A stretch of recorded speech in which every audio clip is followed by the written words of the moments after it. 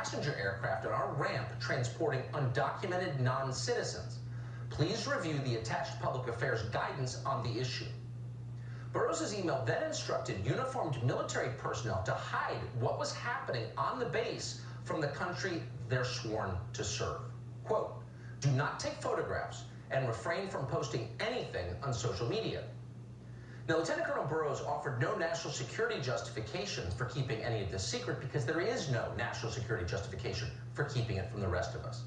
He just told the people who work for him not to talk. Now, we got his email from a whistleblower, and at first we doubted it could be real.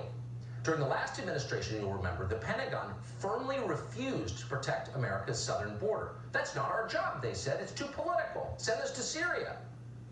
And yet, according to this document, here was the very same U.S. military leadership at the Pentagon helping the Biden administration with maximum enforced stealth, with secrecy, to subvert this country's core immigration laws.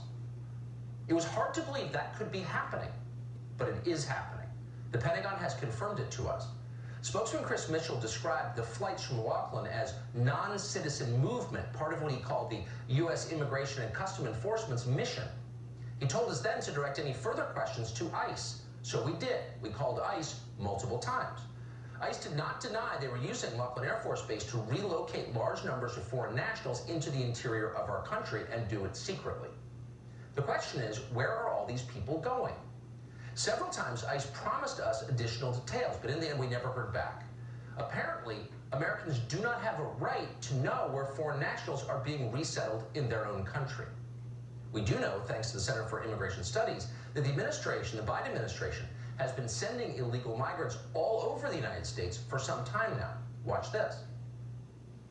What's happening most of the time is that they are boarding buses and heading into America's heartland. A conveyor belt of commercial and charter buses, just like this one in Del Rio, Texas, are carrying tens of thousands sight unseen from Texas, Arizona, and California borderlands northward. And they are dropping their Haitian, Venezuelan, Cuban, and Central American family units in Florida and New Jersey, Tennessee, Massachusetts, Michigan, North Carolina, Georgia, Kentucky, and to large cities in Texas, such as Dallas and Houston. Oh, changing the electoral map, are we? Serving the businesses that paid for you to get elected, are we? Yes, we are. Now, those are buses you just saw. Now the administration is using aircraft and Air Force bases. And that ought to give you some sense of the scale involved here. What you're watching is demographic transformation in our country without our consent and in violation of our laws. That is happening. Now, our job is to shut up and accept it. We know that they will call us names if we don't accept it, but no thanks. What's happening, what they're doing, is wrong.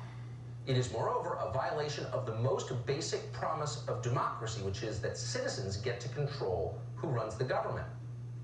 We, as citizens, have an absolute right to know what exactly they are doing, and we're going to try to learn.